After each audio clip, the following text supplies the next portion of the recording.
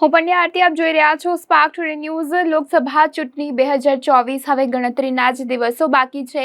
તમામ જે ઉમેદવારો છે પ્રચાર પ્રસારમાં લાગી ગયા છે। વડોદરા શહેરની જો વાત કરવામાં આવે તો વડોદરામાં પણ ભારતીય જનતા પાર્ટીના જે ઉમેદવાર છે હેમાંગ જોશી, તેઓ પણ અનેક જગ્યાએ પ્રચાર પ્રસાર કરી રહ્યા છે। ત્યારે ભારતીય જનતા પાર્ટી સયાજીગંજ વિધાનસભાના વોર્ડ નંબર 8, 9 અને 11 ખાતે વડોદરા લોકસભાના ઉમેદવાર ડોક્ટર હેમાંગ જોશીની ઉપસ્થિતિમાં સંયુક્ત ફેરણી કરવામાં આવી। લોકસભાના ઉમેદવાર હેમાંગ જોશી સુભાનપુરા વિસ્તારમાં આવેલ પંચરત્નથી શરૂ કરી પ્રચાર રેલીમાં તેઓ જોડાયા અને ખાસ જે ફેરણી છે તે કરવામાં આવી। આજ રોજ સયાજીગંજ વિધાનસભા અંતર્ગત તમામ વોર્ડ વિસ્તારની ફેરણીનું આયોજન કરવામાં આવ્યું છે।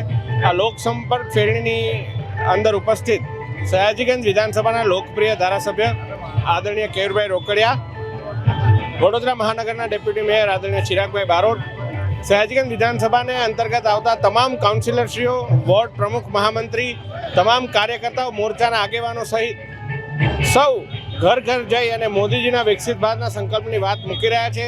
અને અમને વિશ્વાસ છે કે આગામી ચૂંટણીને જ્યારે ગણતરીના દિવસો બાકી રહ્યા છે ત્યારે ખૂબ પ્રચંડ બહુમતીથી ભારતીય જનતા પાર્ટીની જીત થવાની છે।